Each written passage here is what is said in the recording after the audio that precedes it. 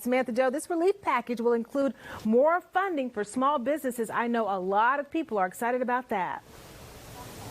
Well, absolutely, Tammy. Yes, Senator Marco Rubio, the chairman of the Small Business Committee, tells me that there are some funds that are set aside for those smaller banks and underserved communities, in addition to oversight and new regulations. But still, that really doesn't go far enough for some lawmakers.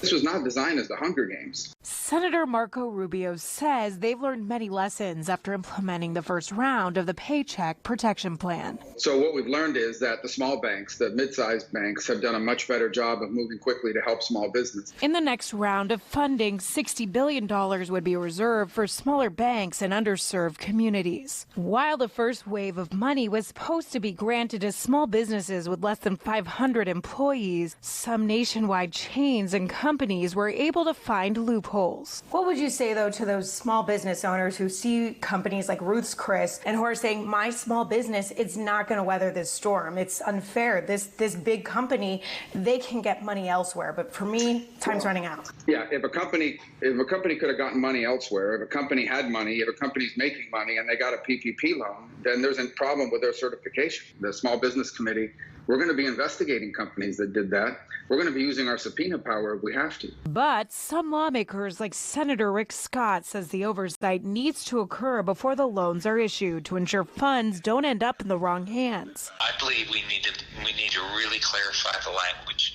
and it needs to be very clear. Unless you've had a significant downturn in your revenue, you are not entitled to get a forgivable loan. On top of that, our banks should be processing these loans on a first-come, first-served basis. Senator Rubio says they're working to change regulations that allow several large businesses with franchise models to qualify for more than $10 million in loans. That was never the intent.